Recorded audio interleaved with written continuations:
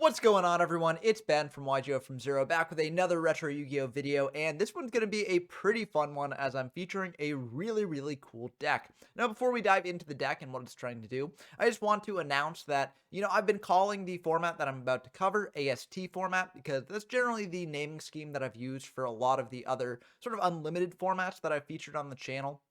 But it was pointed out to me that there is an event that actually used this format for its games, and that was Battle City Amsterdam.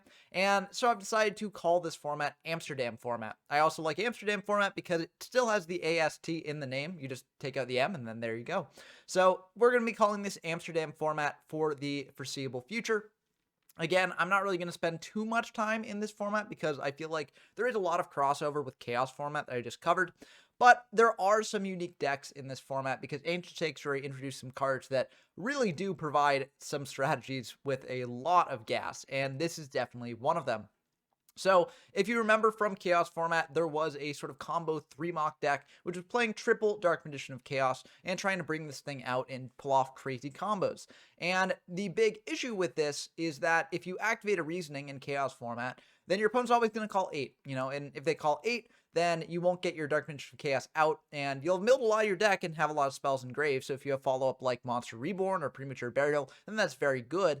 But, oftentimes you aren't going to have those cards, and so it's just going to be kind of underwhelming. In this format, we've got triple Monster Gate. Monster Gate is a card from Ancient Sanctuary that really does help this deck a lot, as it's a guaranteed special summon as long as you have a monster on field to tribute for it. There's a normal spell that says tribute one monster, activate cards from the top of your deck until you can activate a monster that can be normal summoned or set, special summon it, also send the other activated cards to the graveyard. So this makes it so that if you do a Reasoning and you hit something that is not a Dark Magician of Chaos, then you can Monster Gate it away and be more likely to hit a Dark Magician of Chaos, get a powerful spell from grave, and go from there. This deck is really explosive. It can play through a lot and pull off incredible boards. It does take a lot to actually play, a lot of skill, a lot of testing.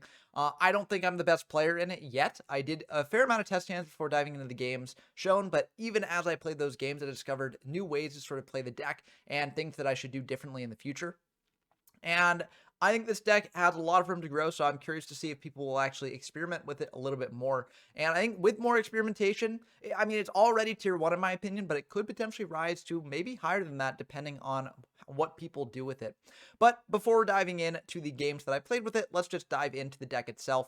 So I already talked a bit about the heart and soul of the deck, which is this triple DMOC, and we are playing a triple Monster Gate and triple Reasoning package to bring out these Dark Magician of Chaoses.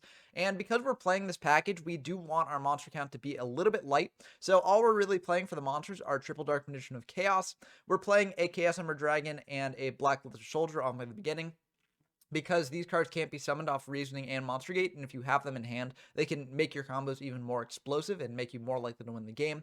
But for other cards that can actually be hit off of Monster Gates and Reasonings, we've got a Blowback Dragon, a Jinzo, and triple Sacred Crane. Sacred Crane is very nice because it's a light that also draws you a card if it's brought out off of Monster Gate or Reasoning. Jinzo can shut down your opponent's traps and insulate your plays a little bit, and Blowback Dragon can act as a pop on your opponent's monsters or their spells and traps, which can come up quite frequently as well. And you'll notice that outside of the Dark Magician of Chaoses, we're only playing 5 monsters that can actually be hit off of Monster Gate and Reasoning, and this actually pairs very well with Painful Choice, as there are some situations where you want to guarantee that you're hitting a Dark Magician of Chaos, and so you just Painful Choice away all the other normal summonable or set monsters from your deck, and then you guarantee a Dark Magician of Chaos hit. So that's kind of an interesting synergy that also took me a couple tries to actually figure out.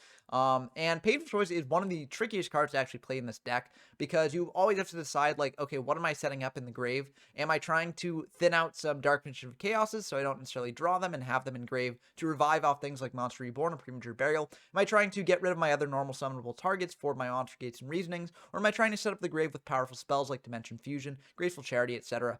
And, I think Painful Choice really does show how tough this deck is to pilot, as this card is one of the trickiest cards to use in general in the format, but definitely in this deck. For the other spells, we're playing a lot of them. And that does make this deck weak to Imperial Order if your opponent has it. We are playing triple MST to deal with Imperial Order, so if we have MST, we can feel a little bit confident in our combos being able to go through. But if our opponent does flip Imperial Order, then we are in a bit of a tough spot a lot of the time. And you will see that happen in some of the games that I play in this video. In those games, I think I could have actually done things to play around Imperial Order and been ultimately fine, but a lot of the time you won't be able to do that. And so Imperial Order is a major problem for this deck, and I do have some ideas for how to sort of help out this deck against Imperial Order that I'll get into after I go through the rest of the cards here. For the other spells, we've got Card Destruction to dig deeper into your deck, also set up your graveyard with things like Dark Magician of Chaos in there, and also in this deck, you don't really care as much about sending powerful spells to grave, because you can just get them back with Dark Magician of Chaos if you can manage to pull off that combo. We got a Change of Heart and a Snatch Steal as well. These two cards are very good at getting a card on your side of the field to go for a Monster Gate, or just having a monster to tribute off for a Jinzo or Blowback Dragon is very nice as well. We got Confiscation and Forceful Sentry. These cards are actually, I was initially debating like cutting them and putting in more going second tools, because I was thinking, okay, well, this deck could maybe like blind second in this format because it is very aggressive. But you can actually use these cards on your first turn combo to basically hand loop your opponent, because you can keep bringing these back off things like Dark Magician of Chaos, and if you manage to pull off the combo enough times, you can get a really big board and just rip apart your opponent's entire hand and basically make them so that they can't play the game. So I do think that these cards actually do belong in this deck, but if you do want to go for like a blind second build, you can definitely do that and cut these from the build. I think you should probably include these in the side deck though, just to have them there to bring in, because your opponent might make you go first in games 2 or 3. So I do think that these are important to know about. Also, we're not playing Delinquent Duo because generally, if we do open these and we don't open the combo, we want to have knowledge of what we're hitting out of our opponent's hand, because this deck is fragile to certain points of interaction, like Imperial Order, as I mentioned. So we care more about that than just sort of getting card advantage on them, because in a fast-paced balls-to-the-wall deck like this, we don't really care as much about card advantage as we care about getting in our combo. Next up, we've got Dark Hole along with Raigeki. These are often your board clears that you're getting back off DMOC to go for game. We got Dimension Fusion, one of the most important cards in the deck. You could potentially play more copies of this. You could also potentially play a like Chaos Sorcerer or two as well to facilitate this more often. But I found that like this deck already suffers from being a little bit bricky in certain cases. So we don't want to play this when we don't have our combo online, and oftentimes you will be able to mill this out with something like Monster Gate, or even send it to the graveyard proactively with something like Painful Choice. So I found that I don't really think we need more than one of this card. But it is definitely something that you can go for if you want to sort of make the deck more chaos-oriented and include more copies of this. We've also got Double Giant Trunade. This pairs with our Mystical Space Typhoon, clear the way for our stuff, but also just opens the way to an OTK. You could potentially cut down on this a little bit if you figure that you'll be able to get it back off Dark Magician of Chaos, and you don't want two of them in your hand, because doubling up on this is kind of like a bit of a brick. But there are cases where you do want the two of them. Also compare with Premature Burial to bounce back to hand and get another use out of that, so that is nice as well. So I don't mind having two of this, although it could definitely be a card to cut down on in the future if you're confident enough that you can bring out a copy off Dark Magician of Chaos. Next up, we got Graceful Charity along with Pot. These are very good draw engine pieces for our deck. Graceful also has the added benefit of setting up our graveyard more as well. We've also got Triple Monster Gate, which is really the heart and soul of the deck, really what ties the deck together. It really needed this to go as over the top as it is. And, this card is just insane if you ever manage to pull it off. Next up, we got Monster Reborn to bring back things like Dark Magician Chaos from grave, but also bring back things like Sacred Crane, get a draw, get a monster on field to Monster Gate. So Monster Reborn is very good, along with Premature Burial as well. We got the Triple MST, as I mentioned. We got Painful Choice here, as I mentioned. And we got Pot of Greed as well. Raigeki I already mentioned as well. So we're going through a lot of the things that I've talked about already. We got Triple Reasoning here. Reasoning is... It could either be very good or very bad. So if you Reasoning and they call 8 and they hit a DMOC and that's like the end of your combo, then that's obviously pretty bad. But like going for a blind Reasoning, just, right away, you have slightly over a 50% chance of not hitting the DMOC. So oftentimes you will get rewarded for just blind Reasoning. Also, if you have a Monster Reborn or Premature Burial already in hand, then it's obviously less bad if they hit DMOC off that, because then you can just bring it back. So I think Reasoning is still pretty good in this deck. We've also got Triple Scapegoat. Scapegoat is a card I'm a little bit less sold on. Scapegoat is very good at being defensive if you can't pull off the combo first turn and you need to sort of just pass. It also sets up Monster Gate targets, because basically you Monster Gate away the tokens and bring out more stuff. However, I think in the future, I might actually replace this with some other cards, which I'll talk about in a second after I go through the rest of the deck, as I do think there are some other cards that can be a little bit more beneficial in this deck, specifically. Especially compared to the GOAT version of this deck. I do think that the decks do operate somewhat differently, so I do think that maybe taking out the Scapegoats is a good idea, and I'll potentially propose alternatives to this at the end of this deck breakdown here. We've also got a Snatch Shield, which, as I mentioned, get you a Monster Gate fodder. Forceful can hand rip your opponent, and we got an Upstart Goblin. That extra 1,000 life points doesn't really matter too much, as you can often consistently get over 9,000 damage on board if you pull off your full combo. And being able to draw an additional card is very, very good.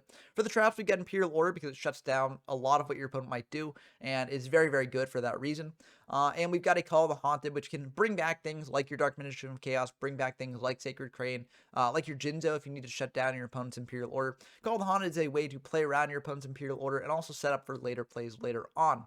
Now, this is a bit of an awkward card because you can't use it first turn, so that is an argument to potentially cut this for the future. It can also cause Dark Magician of Chaos to miss timing, as Dark Magician of Chaos is a when you can. So if your opponent fires an MST on your back row, you chain Call the Haunted and bring back Dark Magician of Chaos, it won't actually be able to get back a spell, because the last thing that will have happened is the Call of the Haunted will have been destroyed by the MST. So that is an important interaction to know about if you are playing this deck. Now, Sacred Crane will be able to draw a card even if that same interaction happens, because this is an if effect, so you don't have to worry about it in that case. But I do think the Call of the Haunted is still pretty decent. It might be worth cutting, though, in the future. For the side deck, honestly, I'm not really going to talk about the side deck that much, because this side deck is just a hodgepodge. I basically adapted it from a side deck that was used for the triple DMOC deck in Chaos format. But I think that this deck probably will use a different side deck in the future. You're never really going to bring in things like Fiber Jar, Moth, Sangan, Witch, etc. I think Trunade is the important thing here. Trunade is very good to bring in at a third copy. If you are going second, having a third Trunade is very good. Also, Ring, double Torrential Tribute, maybe even triple Torrential Tribute can be good to bring in if you know your opponent's on a specific type of deck that would be good against. I think that could be a good use for it as well. But realistically, a lot of these other cards are not really going to see much play in this deck. Now, I also do have a full fusion deck here, but you're probably not going to go into this unless you take your opponent's Scientist. As a note, you can potentially play a Scientist FTK deck building off the Monster Gate synergies, and that is a deck that I've seen some people try out, and it's one that I will also feature on the channel in the future, as this really does help Scientist out a lot as well. I just kind of like this deck a little bit better because I feel like you have more options with it. I feel like it's a little bit more versatile, and oftentimes you can just set up basically like pseudo FTKs or OTKs with it. So that's sort of my feelings on it, but Scientist could definitely be an option for this deck as well if you want to go that route. And also Scientist can bring out other, monster tribute off for Monster Gate too, so that's kind of nice as well. Now, as I mentioned, there are a couple different ways to build this, and I think Scapegoats is a valid way to do it. However, I think that in the future, I might actually cut Scapegoats for some things that actually play a bit better around Imperial Order, as Imperial Order is a major choke point for this deck. Also, Scapegoat, while being a spell, is generally going to be used as a basically stopgap if you can't pull off a combo turn 1, because you can't summon other cards the turn you activate Scapegoat. So I think that actually there are better cards that could potentially fit Scapegoat's role that, play around things like IO and stuff a little bit better. The obvious one is, of course, Raigeki Break. Raigeki Break is, a removal tool. It can also set up your graveyard a bit better with things like, putting Dark Magician of Chaos in grave, putting Jinzo in grave to bring back off Call of the Haunted. So I think Raigeki Break could definitely be a good option here. There are also a bunch of discard synergy cards in this format, like Night Assailant, if you do want to go that route, but I wouldn't recommend that because, you don't want a monster that is basically a dud off Reasoning or Monster Gate. But I do think that Raigeki Break can still be a good option. And, maybe if you want to go the Thunder Dragon route instead, which I still don't really support because, again, it's a bad option off Reasoning and Monster Gate. But it can deck then a little bit more. So it is a potential tool that you might want to do, and Raigeki Break would support that. A bit of a spicier card that I actually think might be a little bit better is actually a Hero Emerges. A Hero Emerges in a normal trap that says when an opponent's monster declares an attack, your opponent chooses one random card from your hand, and then if it is a monster that can be special summon, otherwise send it to the graveyard. So basically the idea behind a Hero Emerges is that a lot of the time you're going to be using Scapegoat when your opponent has when you haven't been able to pull off the combo and, your opponent's attacking in, right? They've got a monster on field or attacking in. And you scapegoat to protect yourself, also set up for a monster gate play later.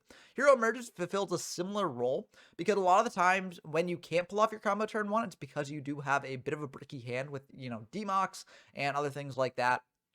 And so what you can do is just set all the non-monsters in your hand and then go for Hero Emerges to bring out something like DMOC or Jinzo or Blowback Dragon, etc. Things that are tough for your opponent to get over. And I think that could be a potential good use for this card. Now, there are some flaws to this. It can only be used when your opponent attacks in, so it's not chainable to back row removal like MST. And also, if you are breaking on a Chaos monster as well, and your opponent hits the Chaos monster off Hero Emerges, you can't actually bring that out. So that is also a potential downside to this as well. But being able to bring out something like a DMOC off this is very, very strong. You get back a spell from Grave, which is very nice. You can also even bring it back things like Jinzo or Blowback Dragon, which are removal tools that can help you against an opponent's Imperial Order. So I do think that a Hero Emerges might be able to see the slot that Scapegoat currently holds here. But, it remains to be seen and tested. But either way, I think that the Scapegoat should probably be cut in the future for something like Raigeki Break or Hero Emerges. But that's just sort of my take on the deck after playing a little bit of it. And I'm curious to see what people actually come up with when they try out this deck themselves. And I encourage you to do so if you are interested, because this deck is a lot of fun and there's still a lot of room to grow with it. But with that out of the way, let's dive into the games and actually show off this deck in action, because I feel like, just looking at the deck list itself, you can't really get the full scope of what this deck is trying to do. Okay, we got our first game against Hoy here, a frequent guest on the channel. Always a pleasure to have him on. And, I'll just take this time to say if you enjoy this sort of retro Yu-Gi-Oh content, then definitely do subscribe to the channel. It really does help a lot. And we're trying to reach 1,200 subscribers, and we're almost there, so it'd be really great if you could do that. Now, we are going first here, and we've got a really good hand. We got Reasoning, we got Monster Gate, so that can be good. Unfortunately, Reasoning can potentially hit a dud if, we hit one of the 2 other Dark Magician Chaoses left in deck. It's not the most likely thing in the world, but it can happen. And if we do hit the dud off Reasoning, then that means that our opponent can potentially reborn it back to their side of the field, and that wouldn't necessarily be the best. We also have MST to deal with Imperial Order if they get that set up next turn as well. So I figure, also because we got Change of Heart Monster Gate combo here, I figure that we can actually just pass back to our opponent and be fine here. Now, hand rips would be annoying, but we do have multiple pieces to this combo here that, can potentially still be online. So it wouldn't be the worst thing in the world if we get hand ripped. So I figure, we probably have another turn, so we can just pass back to our opponent. And I think in hindsight, I actually just should have gone for the Reasoning, gone for the Monster Gate, gone for the combo, and tried to pull off the hand rip stuff. Because as you'll see, we do get majorly punished for this, because there are some decks running around in this format that if you let them go first, they basically win the game. So they're going to go for a Reasoning themselves, and if they're on, like, this sort of Reasoning Monster Gate DMOC deck, then, we could just be dead here, because this deck can very easily OTK. So that's one reason why just passing back to our opponent was not the best option. But they hit a Scientist, which means that they're probably on a Scientist FDK deck. And, if your opponent's on a Scientist FDK deck, then they can probably win the game on the first turn, so you don't necessarily want to be blind seconding in this format. They're going to go for Last Will, then go for Dark Hole to clear these Scientists, get out a Catapult Turtle from deck. And the combo has almost come together. They've got Monster Reborn as well to bring back the Scientist, and that will just be the end of the game. So not much we could have really done there. I think if we had gone for our big combo in, turn 1, maybe we could have done something, because we could have potentially got back hand rips with DMOCs, as I mentioned in the deck breakdown, and ripped apart that combo from their hand before they had the chance to do it. But, not much we really could have done there. We just have to learn from that and go into game 2, and hopefully we can actually manage to do a little bit better this game here. So for the side decking, I actually brought out these Scapegoats, brought in double TT Ring, because those are pretty decent against this sort of Scientist FDK deck if we actually can't pull off the combo turn 1. And it looks like we got a little bit of a bricky hand here, so we won't be able to pull off the combo turn 1, and we could potentially just lose the game here. We set Snatch Steal as a bluff, because if they've got MST, Snatch Steal is going to die to MST anyways, so I figure it's not the worst thing in the world. We also do have some other things to do here, but maybe I should have just saved the Snatch Steal in hand. Because Snatch Steal is important for setting up our Monster Gate, setting up our Tribute monsters. So, yeah, I'm not necessarily sure I like what I did here, but they're going to go for Graceful as well after a pot. And that's really bad for us, because they've got a lot of ways to potentially win here. Hopefully they sided out of the Scientist stuff, but it looks like they're still on a Turtle, so maybe they haven't. And that's very, very scary for us. Looks like our opponent's just going to bring out a Cannon Soldier attack in for 14, so I feel very good about that. And they're just going to set 3, 4, pass back dust. Now that to me implies that they probably have an Imperial Order set. Because otherwise it's playing too deeply into things like Harpy's Feather Duster or Heavy Storm. So I could potentially go for something like Pot of Greed first, like Monster Reborn, etc. But what I actually want to do here is I want to go for Snatch Steal here first. And the reason I want to do this is because if Io gets flipped on this, Snatch Steal actually won't go to Graveyard. It will still remain equipped to the Cannon Soldier. So, you know, if they ever let that Io go, then we do get to take control of the Cannon Soldier. This is playing a little bit into like MST, which is kind of rough. But I just feel like I have to do this because I don't really want to waste things like Pot of Greed, like Reborn. And so I'll just do this and hope that we actually manage to pull it off. But it looks like they do have the IO here, so that unfortunately will not go through. And we're just going to set this Dimension Fusion as a bluff, pass back to our opponent. But it's not looking good for us here. In End Phase, they're actually going to go for Call to bring out a Dark Magician of Chaos, and now it's really not looking good for us here. They can get back Pot of Greed, which is very good for them, but honestly, they could just sit on this board, just keep the IO up, and probably win the game through that, because this is 4,200 damage already. Cannon Soldier is threatening 1,000 more at this point already. If they've got another monster in hand, this is basically the end of the game. This is part of why I set the Dimension Fusion as a bluff, because I wanted to potentially give them pause into committing more. And it looks like they are just going to let the IO go, so maybe that bluff did indeed do something there, but they're going to gain 1,000 off that, draw 2 off the pot, and they're going to go for Last Will here. That's a bit scary, but luckily Last Will can't really do much here, because even if they attack over the Cannon Soldier with the DMOC, Cannon Soldier will get banished, and even if they had a way to remove it from my side of the field, Last Will says if a monster on your side of the field is sent to the graveyard this turn. So luckily, we won't have to worry about that. DMOC also is banished when it's sent from field to graveyard or wherever, so that means that it won't be able to trigger Last Will there either. They're going to go for Dark Hole here, clear both those monsters, and then they're going to think about this, and they're going to go for Dimension Fusion to bring back that DMOC.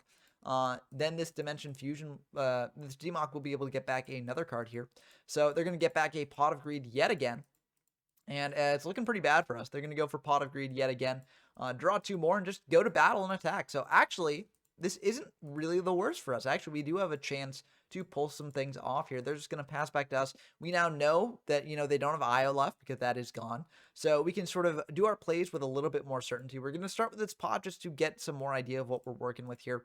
We could have also reborned the like Cannon Soldier or the Catapult Turtle and gone for Monster Gate right away, but I don't necessarily want to do that right now because I want to save Reborn for later in case they've got like Interruption for us, because Reborn is a great way to play around Interruption here. So we're going to go for pot. We draw a Reasoning, so that is great to just fire off here. We do debate just reborning something and tributing out Jinzo to just stop their interaction like prematurely. But I do think that, you know, I feel like it's just better to go for Reasoning here instead. Yeah, I feel like it's better to go for Reasoning. It plays around a little bit more than I think Reborn into Jinzo, because we can also set up the Jinzo later with the Reborn. So we might as well just go for the Reasoning now. And if they do like TT the board after that, we still are in a pretty decent spot. So we go for Reasoning. They're going to think about that, and they're going to call 8, and unfortunately they hit it, but we do have this Premature Burial. Premature Burial I don't actually expect to stick around. I feel like they probably have an MST to clear the pre-mat here, but it at least baits out the MST. If they do have it, and if they don't, then this is really good for us. They're going to think about this, and that will be fine. So we're going to get back this DMOC. We get to get back a spell from grave. We're going to pick this Pot of Greed to draw deeper into our deck. We could have picked the Reasoning or the Snatch Steal or even a Monster Gate to have another, you know, second Monster Gate to pull off here. But I kind of want the pot just to have more options here. In hindsight, maybe this was a little bit of a misplay. Maybe the Monster Gate acting as more extension would be good. But I think this is ultimately fine. We go for the pot here, just draw 2 more, and we draw a Sacred Crane and an Upstart Goblin. Upstart Goblin can get us another draw here, so that's pretty decent. But we're going to Monster Gate away this DMOC now that we've drawn deeper into our deck, drawn away 1 Sacred Crane there. So now the only cards left in our deck to hit off Monster Gate are 2 Sacred Cranes and 2 DMOCs. Either way, I'm kind of fine with any of those cards getting hit because they give us options to do things with. And luckily we do hit the DMOC here. We get back a spell. We're going to get back another Pot of Greed. Draw 2 more off this pot. We draw into Sacred Crane and DMOC. And that's kind of an interesting pairing there. We're going to go for an Upstart, just draw 1 more. And we draw a Dark Hole there. So we have a couple of interesting options here. What we're actually going to end up doing, and I think this is a pretty neat combo. It took me actually a while to figure out. But we are going to go for tributing off the DMOC for a Jinzo here. and that's going to be fine. And then we're going to go for this Dimension Fusion we have set. This will get us back 2 cards off of these DMOCs here, and we have a lot of potential options to go for here. We only have 1,000 life points left, so we basically have to win the turn now, or else we lose the game. But we can get back this Snatch Steal to take control of our opponent's DMOC, and we can also get back this Pot of Greed. Now, I feel like Snatch Steal will be uncontested here because they didn't MST our pre-mat. But just in case they do have an MST, we're going to go for Pot, try and draw into our True Nade, and we do indeed draw into True Nade there. So we're going to go for True Nade, and unfortunately they've got a Scapegoat here, so that does stymie us a little bit. As now we've got a pretty tricky board to break here.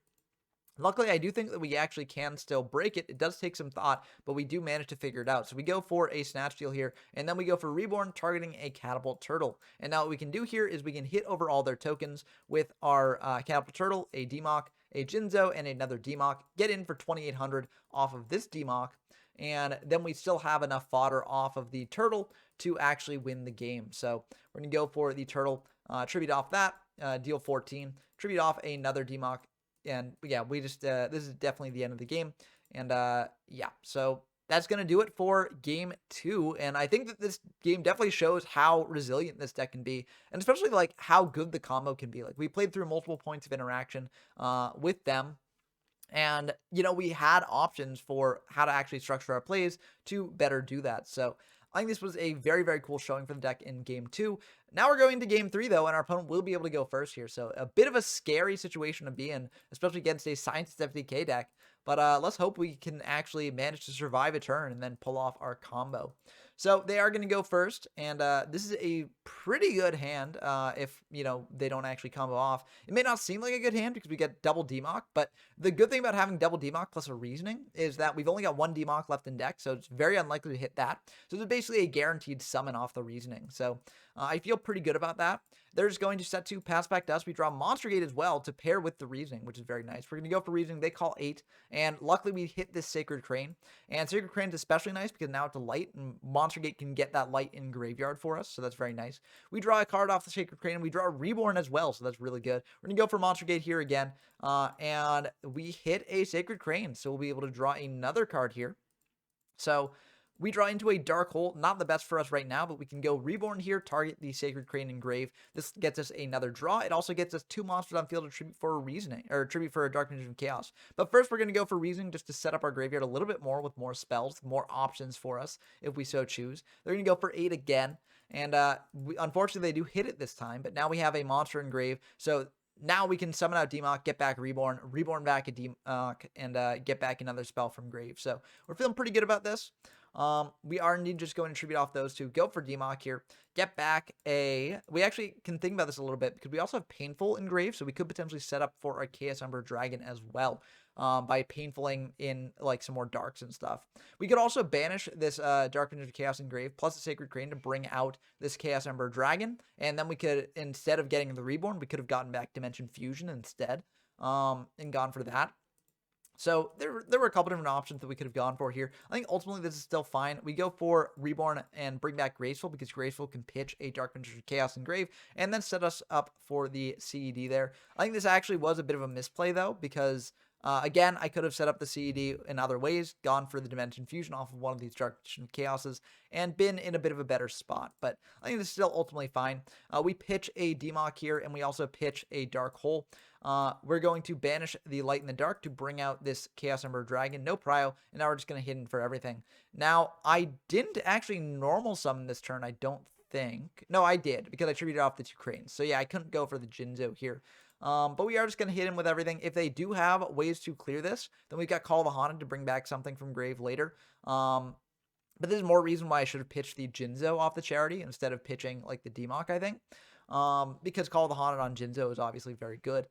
Or maybe I should have just pitched DMOC and Jinzo and then been able to banish the DMOC here, have the Call of the Haunted for the Jinzo, and be in a really good spot that way. But either way, I think it's still fine. Also, we decided in Poison the Old Man to play against the Scientist FDK deck, but it obviously did not come up here, as our opponent does not have a way to deal with this board. So it looks like they've got a Ring, but Ring is not going to stop what we got going on here. So that is indeed going to be just the end of the game there. So very, very cool stuff.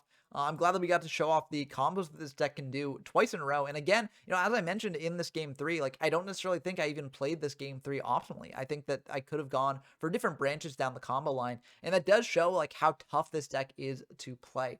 But this wasn't the only game that I got with the deck. I actually got a couple more. So let's dive into the next one now. Okay, we got a game against Dumpstruck here, another frequent guest on the channel. We're diving in. We throw the rock, they throw the scissors, so I feel pretty good about this because we are able to go first and potentially set up a major combo. Fortunately, this isn't the best hand for comboing here, but we can go for a reasoning. If they hit 8, then that's going to be quite unfortunate, but luckily we hit a Jinzo, so that's pretty good. We can bring out that Jinzo, go for Upstart Goblin, draw one more. We draw a reasoning, so we're just going to set an scapegoat here, pass back to our opponent. The reason we don't go for reasoning is because we want to pull off our scapegoat next turn, so that way we can Monster Gate away one of the tokens, and then go for more combos later. So that's why I do this. I think I could have definitely gone for reasoning, extended a little bit more. But I didn't necessarily want to do that because if I hit a DMOC, that could be really bad for us if our opponent like reborns it out and then attacks over our Jinzo. So I didn't want to do that right now. We could have also Monster Gated away our Jinzo, but I figure Monster Gate is going to be more value on the Scapegoat tokens. But I think this is ultimately a fine play. It's pretty tough for our opponent to deal with here. They're going to go for a Thunder Dragon, pitch that, get 2 more Thunder Dragons to hand there. They're then going to go for a Tribe, and Tribe will be able to deal with our Jinzo, unfortunately. They'll be able to attack in for 16. And then they're going to set 2, pass back to us. In end phase, we're going to go for the Scapegoat to try and go for a Monster Gate combo here. And, yeah, this is going to be a pretty good setup for us. We draw Sacred Crane as well. We're going to go for a True Nade here. They're going to go for IO. And that's really rough because it shuts off our Monster Gate and reasoning. Luckily, we actually do have a way to potentially out this. We're going to bring out Sacred Crane, try and crash into their Tribe, and they've got Raigeki Break to deal with the Crane. Now, I make a major misplay here. I just pass back to our opponent. I figure I want to go for Chaos Ember Dragon next turn to hit over the Tribe and also just be a 3k body that is difficult for them to deal with IO on field. I think I actually just should have gone for Chaos Emerald Dragon now, because if they have any other traps to out the Chaos Emerald Dragon, which they might have if they got like another Raigeki Break, or just a Mirror Force or a TT or something like that, then we are in a really bad spot. So I think I should have just gone for Chaos Emerald Dragon here, popped the entire board. We would have been in top deck mode after this, but I think it still would have been pretty good. They don't really have a way to OTK us here, unless they've got like a Dark Monster in hand, and then they draw a Chaos Monster off the top. But I think either way, we're still in a very, very good spot here. So I pass back to our opponent, and I think this was a major misplay. But let's see what actually happens here. They're going to pay 7 to keep the IO up. They will pitch for the Tribe, popping our entire board of beasts, and then bring out a breaker here, attack in for 3,500. And see, now this is one of the biggest flaws in the sort of path that we took. We're at 2,900. If we bring out CED and then just pop the entire board, then we drop down to 1,900, which is a very killable position to be in. There are many, many draws that just kill us off the top if they do that. So, I feel like now I'm forced into the position of having to bring out this Chaos Ember Dragon and attacking over like a Breaker or a Tribe. And, that plays into like Mirror Force and things like that. So a little bit awkward. I could also just, bring out the Chaos Ember Dragon in defense, but then they just pitch for Tribe, call Dragon, and that's the end of the game that way. So I do feel like I'm forced into this position, and it's not the best position to be in because they do indeed have this Mirror Force that will clear the Chaos Ember Dragon, and that will be the end of that game. As I said, I think there were a couple points where I could have played that a little bit differently and gotten a different result.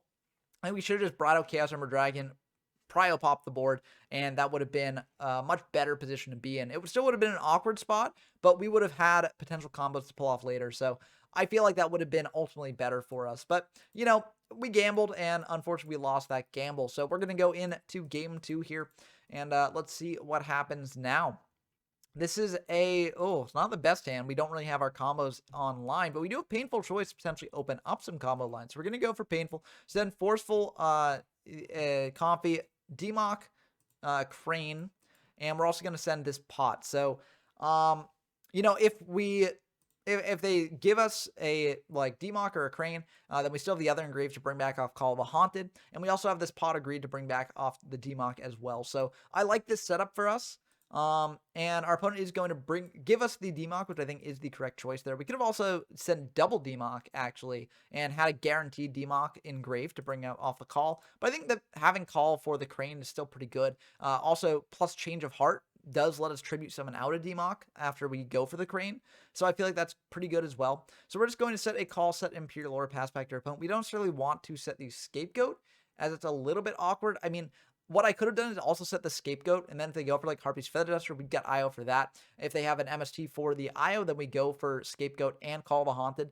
Or no, we can't do that because you can't use Call and Scapegoat in the same turn. So that's why I did this, because if they, in a worst case scenario, if they do have Harpies plus MST plus etc., then, you know, we want our Call still online to be able to bring out the Crane, rather than just having to choose between the Scapegoat and the Call. So that's why I did that. They're going to go for Forceful. We've got this IO. Unfortunately, they do have the MST for that, so they will be able to clear the IO. They're going to take the Change of Heart out of hand, and that means pretty bad news for us because we won't be able to change their monster and then trade it off for DMOC. They're going to go for a Graceful Charity here, draw 3, pitch 2. They're going to pitch a Night Assailant and a Raigeki Break, so it seems like they're on a bit more of a discard-heavy focused version of a Chaos deck. They're going to go for Coffee here, rip out his Scapegoat from hand, and now we've got a Dark Hole and a DMOC left in hand. I mean, that's not bad, all things considered.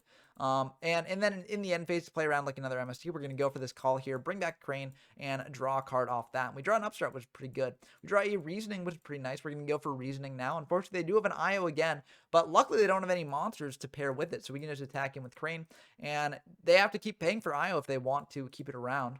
They're going to set one, pass back to us, and we draw another Reasoning. Now, I make a critical misplay here.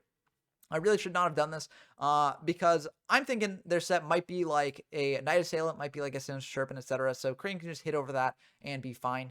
But realistically, I should not attack into the set. And the reason I shouldn't attack into the set is if it's something like a Shining Angel or a Witch of the Black Forest or a Sangan, that gets them something else to hand, which can deal with the Crane. Shining Angel actually gets field. Now, if it is Shining Angel, they can just flip it up, attack into the Crane directly, and just bring out DD Warrior Lady that way. But they take more life points doing that. So I think there's very, very few situations where I actually want to attack in with the Crane. And so I just shouldn't do it. I shouldn't attack in here. It gives them more options. And unfortunately, it is a Witch. They get to search out a Kaiku. And with that Kaiku, they basically shut off some of our other lines of maneuvering here. So I set an Upstart as a bluff here. They pay another 7 to keep the IO up. They bring out a Kaiku here. And they attack over the Crane. We've got no monsters in grave, so they can't banish that. But if we do potentially draw a Chaos Step for later, then, you know, we can't do anything with it. We draw a Jinzo off the top. Now, I don't necessarily like to view Dueling Book replays as sort of like, oh, well, we would have drawn Jinzo, so the correct play was to do this. However, I do think that drawing the Jinzo here does illustrate why the Crane attacking into the Witch was actually a big misplay, because it just prevented us from actually being able to bring out a tribute monster. We do play Jinzo and Blowback Dragon in our deck, and so if we draw them off the top without a Crane on board, then that is a dead draw, and, you know, we just increase the number of dead draws in our deck. We've also have Kaiku to deal with now that's hitting in directly to our life points every turn. And banishing away the Crane from graveyard to cut off even more of our plays. So I really don't think that attacking into the set was ideal. If it was Night Assailant in a worst case scenario, they would have flipped up Night Assailant, popped our Crane, but then had a weak monster in attack mode on their side of the field that we could potentially attack into with something else. So it's not even the best for them to do that. But either way, I think that, like, we could have actually been in a winning position if we had not attacked into that Witch. So, you know, now we just sort of have to pass back to our opponent. This Jinzo isn't able to do anything in hand. They're going to attack in with the Kaiku, drop us down to 6,000, banish our Crane. If we draw a Dimension Fusion off the top, that still doesn't do anything because we got IO on field. And we draw a Chaos Armor Dragon to add insult to injury. We're going to pass back to our opponent. They pay another 7, bring out a Breaker as well, pop our set. It's the Upstart. They attack in for 3,400, and now we're on a big clock. And we just need to draw something good off the top, but I'm not really sure what we can draw here. Unfortunately, card destruction is not that, so that will just be the end of the game. We're going to set that to Bluff and Mirror Force, but they're just going to attack in with everything because it doesn't really cost them much to do that. And that will be the end of the game there. As I said, I think we actually could have won this game. I think that this game too, you know, even though they had IO up, if we had just played a little bit smarter, not attacking him with the Crane, we could have actually been in a much better position and gotten around IO. In game 1, I think we also could have gotten around IO by bringing out CED right away and prioing to get it off the field. I think these are things that you sort of figure out as you play the deck more, and you know the deck's major choke points more, and you know what you have to do, right? Like, I didn't want a CED in game 1 because I figured, you know, then we'd both be in top deck mode and we've got a little bit more bricks in our deck. But realistically, as long as IO's gone, a lot of our quote-unquote bricks are not as much bricks because they're just very powerful spells, or they're spells that can, like, get us more monsters. So I think that I should have just gone for that game 1. And then game 2, I sort of just wasn't really thinking. I was just in attack mode, and that really cost me the game there. And it does show that you really do need to be on top of your game and very, very skillful in playing this deck. So this game obviously didn't really go the best for us, but I think it could have potentially turned out differently if we played a little bit better, which is kind of surprising given that IO is such a choke point for the deck that, even when IO was flipped, we still had potential ways around it. But this wasn't the only game that I played with Dump Truck, as these games went really quick and we both wanted to sort of play some more. So let's dive into the other match that I played against Dump Truck now. Okay, we got another game against Dump Truck, and we are going to go into a bit more of an intense rock, paper, scissors, but unfortunately we do lose that rock, paper, scissors, so that is quite unfortunate for us. Our opponent is going to be going first here, so if they draw some hand rips to disrupt our plays, that obviously is not ideal for us. But this is a really good hand if, it's not disrupted too much. They're going to go for Pot of Greed, draw 2. They're going to go for a Forceful, so that will send back a Reasoning there. I think, honestly, might have been better to send back, like, the Gate, because Reasoning is not a guaranteed hit. Gate plus Crane is a guaranteed hit, so I think maybe sending back the Reasoning was a little bit of a misplay there, but I don't really think it matters too much. They're going to set an entire board, go for Mirage, pass back to us. They get to draw 3 off Mirage, which is quite unfortunate, but if they don't have much disruption, we could potentially get something going here. We're going to go for Change of Heart to try and bait out, like, if they got, like, IO or something like that. Also, Change of Heart will get the most value activated now because we're trying to end the game this turn. So we're going to go for Change of Heart, and we see it's a DD Warrior Leader. We're going to go for Monster 8 here, try and hit something good. We managed to hit a Dark Magician of Chaos, so that is pretty good here. We're going to think about what to add back exactly, and we're actually going to add back, after a lot of things, we're going to add back this Monster Reborn. The reason for that is we could have added back, like, Dimension Fusion to then pair with the Dark Magician of Chaos if it gets cleared from the board. We could have added back, like, I mean, that's really the only options is Dimension Fusion and Monster Gate, as well as Reborn, because Monster Gate allows us more extension. Dimension Fusion allows us protection if they clear our Dark Magician of Chaos. Reborn, though, allows us to tribute summon out the other Dark Magician of Chaos in our hand and get back something else. I think this was a little bit of a mistake. I don't think I should have gone for this.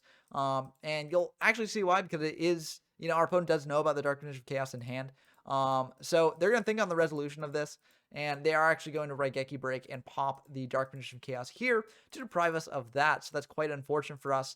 Now we are sort of, in a bad spot. We still have our normal summon, so we can bring out, like, Blowback Dragon, pop one on their back row, and attack in for 23 that way. So that's not the worst thing in the world. But I think if we had gotten back, like, a Monster Gate for more extension or Dimension Fusion for protection, then we would have been in a little bit of a better spot. I think Monster Gate especially would have been pretty good because we could go for Monster Gate, hit something, potentially another DMOC, potentially a Jinzo, potentially a Sacred Crane. Those were the only options left in our deck, and any of those hits are pretty good for us. So I think that Monster Gate probably would have been the correct choice there after all. But, still, this way it's not the worst thing in the world. We're going to pitch, or we're going to tribute this DD War Lady to bring up Blowback, pop one on their back row with Prio, or at least attempt to. And we get a heads. So will we get another heads? We do. Okay, so that will be popping that middle back row. We actually managed to flip 3 heads here, so very, very good. We hit a Reborn, so that's pretty nice to get that out of the way. We attack in for 23, pass back to our opponent, and we will be discarding 3 from their hand off the Mirage. We hit 3 pretty decent ones. Unfortunately, the last one is a Graceful Charity, which is really, really good. They're going to go for Snatch Jewel, which was the last set that they had. Attack in for 2,300 with the Blowback. Set 1, pass back to us. Now, we do gain 1,000 here, and we do potentially have many outs to this board. We've got triple MST, we've got, double Giant Trunade, and none of those have been milled. So we have a lot of options here, and we just draw a card Destruction, which can get us into those options more frequently. So we are going to gain 1,000 off that. We're going to go for the card Destruction here, pitch the entire hand, and hopefully we draw into one of those outs. Unfortunately, we just draw into another Jinzo and another DMOC, so that's not going to help us here. We're going to pass back to our opponent. They've got MST for their Mirage. They're going to go for Duo, ripping the last 2 cards out of our hand. Honestly, we do not care because those cards were not doing anything in our hand there. So this is basically just 1,000 damage to our opponent. They're going to go for Painful there, sending Double Thunder, MST, Night Assailant, Night Assailant. I think what I actually want to do, I think I misplay here slightly. I give them a Thunder Dragon. I think I should have actually given them an MST. The reason I should have given them MST instead of Thunder Dragon is because there aren't as many things we care about getting MST'd, right? Like, Call the Haunted, if they blind MST it in the end phase, that would be annoying. But, like, IO we don't really care about. Well, I mean, I guess if they blind MST that in the end phase as well, that's annoying too. So if they blind MST one of our, like, sets or something, that would be rough. But I think we have less draws that die to MST, but we have more ways to out the Snap Steal, and if they get a Thunder Dragon to hand tribute over our Blowback Dragon just to prevent us from having those outs, then that's pretty bad for us. So we give them a Thunder Dragon there, but I think that was, again, a major misplay. I should have just given them the MST. They're going to set 2, pass back to us. We draw Pot of Greed, really, really good. One of the best things we could draw there. And we draw Graceful plus Crane, so we're just drawing really, really well. We draw True Nade as well, so that will get us back the Blowback. We got to think about exactly what to pitch here off Graceful. It's a little bit awkward. We are going to decide to pitch a Painful and a Crane because I feel like we've got a couple live hits off Reasoning, and they might not know what to pick. Unfortunately, I forget that Jinzo is already engraved, so realistically, the only monster left in our deck that they're probably thinking about is Crane, and that is the only target we have off Reasoning, so I think I should have pitched the Reasoning as well, maybe kept a Painful choice, because Painful choice, I think, could have wrapped up the game. Think about all the 5-card combos we could send. I think there are definitely some that we could have potentially done. We got, yeah, it's a little bit awkward off the Painful, but I think still we should have just kept the Painful over the Reasoning. We go for Reasoning here, and they do call 4. And again, you know, this is sort of the skill-intensive aspect of the deck, because I think with more repetitions, then I wouldn't have kept the Reasoning in hand. Unfortunately, this Blowback does also miss the coin toss here, so that's going to be very unfortunate.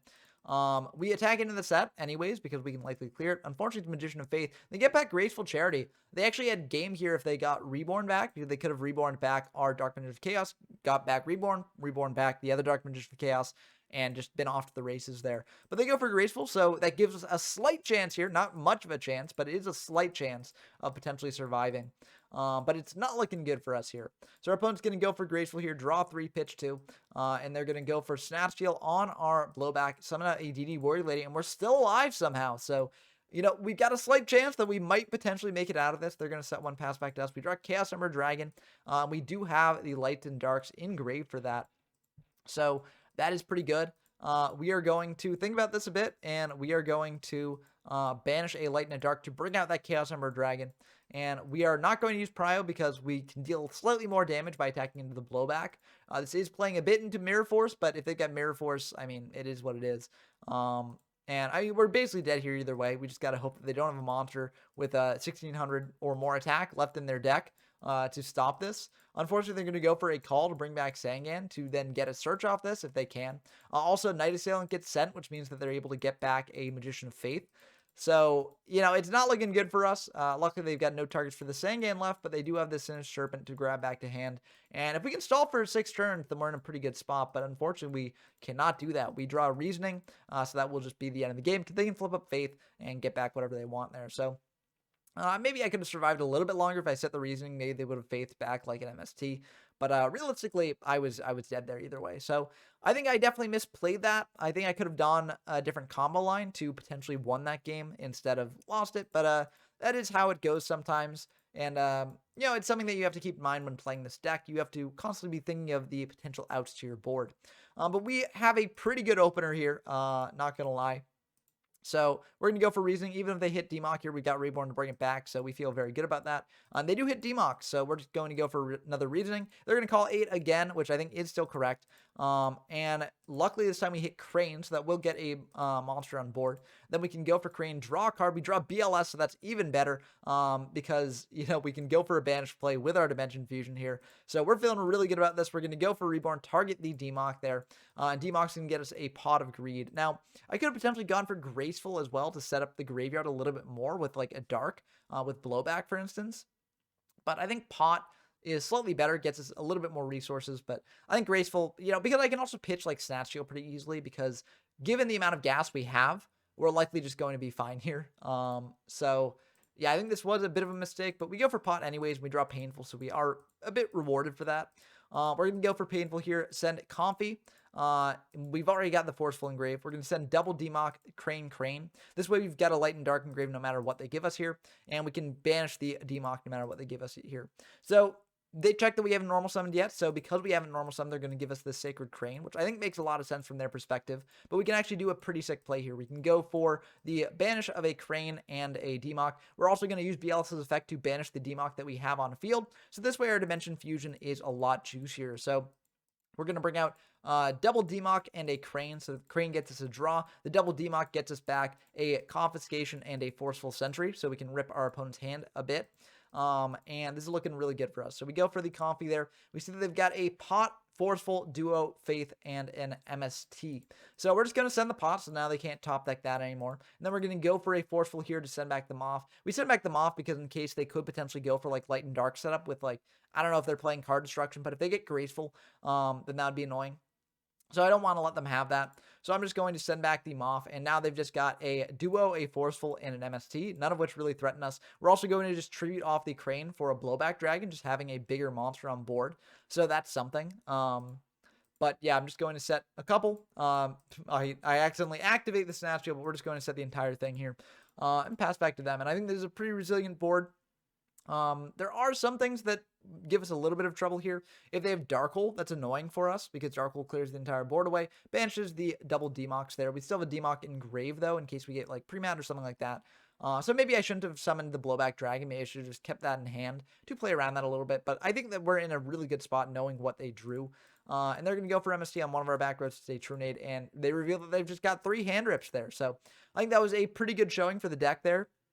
I think, again, I could have potentially done some things differently to, potentially either use the hand rips more or potentially gone for a bit more of a resilient board. But I think ultimately that was still pretty fine. So I think it was a good showing of what the deck can do going first and pulling off the sort of hand loop, or not necessarily hand loop in that case, but at least attempting to do something like that. So, yeah, we're going to go second here, and that's quite unfortunate for us. But we do have True Nade to sort of play through what they might potentially have. We also have Reasoning plus pre-mat, which is pretty good, too. They're going to go for Graceful here. Oh, this is going to be pretty rough for us, potentially. They're going to go for Forceful, send back the Reasoning, which I think is the correct choice. And then they're going to go for Pot as well. Oh my goodness, they've got so much. They're going to set 3, pass back to us. We draw a Monster Gate, which is really good. So now we potentially have combo. We're going to go for a True Nade here, bouncing back their 2 sets. We could have potentially saved the True Nade for after we had gone for Crane Monster Gate, because then we could have activated Premature Burial, True Naded it back. But I feel like that's a little bit bad because if they've got MST, that's majorly punished by that. So I figure this should be ultimately fine enough. We're going to go for a Gate here, tributing off that Crane and hitting another Crane. So Crane will get us a draw here. We draw into Scapegoat, not really the best here, but we can go for a pre-mat on the Crane in Grave to get that, get the draw, and we draw a Monster Gate. So we're going to go for the Monster Gate on the Crane. We're actually going to send the pre-mat here. I could have potentially Monster Gated the Crane that didn't have pre-mat attached. The reason I want to go for this is in case we want to get back a Premature Burial with something like DMOC later. So I feel like that's ultimately fine. We get a DMOC here. Now we can potentially go for the pre-mat to bring back the Crane again. So this is why I went for this play. However, I think it might actually be better to get back a Monster Gate here to just get more extension. And that's what we're going to do indeed. We're going to get back that Monster Gate, tribute off the Crane, and we hit a Jinzo, which is not bad here. Jinzo shuts down their traps potentially. And yeah, unfortunately, that is the end of our combo. If we'd hit like a DMOC here, then that would have been really good. We would have been able to extend even farther. But I think ultimately this is still fine. If they clear our board, then we've got BLS access because Jinzo will hit Grave. We also have the Scapegoat to protect ourselves too. So this is ultimately pretty good. It's a DD War Lady there, so they will banish our DMOC. We attack in with the Jinzo directly, and then main phase 2, we're just going to set the Scapegoat pass back to them. They are going to set 3 pass back to us. We could have potentially gone for Scapegoat in the end phase there in case we drew the 3rd Monster Gate, which we did draw, but I didn't do that in case, we didn't draw it, then our zones are locked. And also, it leaves us more vulnerable to things like Dark Hole, Raigeki, etc. So we draw Monster Gate here. I don't want to Monster Gate away the Jinzo because Jinzo shuts down their traps, which is pretty nice. So what I'm going to do here is I'm actually going to think, and I'm just going to think for a long time and just pass back to our opponent. This could potentially get punished, depending on what the set is, but I figure, remembering back to when I attacked over their Witch with the Sacred Crane, I don't want to give them the search here if they've got a search, and if it's like DD Warrior Lady, I want them to actually flip it up, attack into Jinzo directly, and actually take damage from that. So I think this is ultimately fine. And our opponent's going to go for a Dark Hole here, clear the Jinzo that way. They're going to set a couple pass back to us. We've got this Scapegoat here, which we will just fire in end phase, dodge around IO, potentially also set up for a Monster Gate play next turn.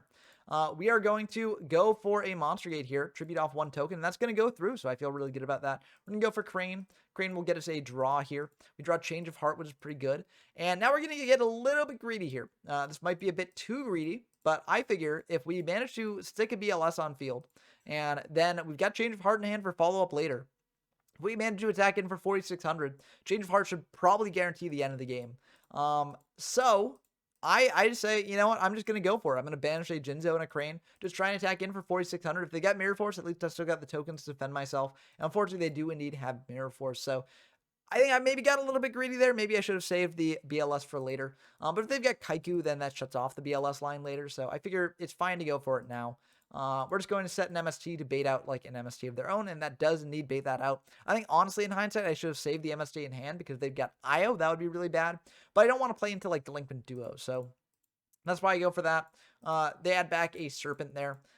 They're going to set another pass back to us. We draw Blowback Dragon there. We're just going to pass back to our opponent. We don't want to set change into like another MST, which they've only used up one MST.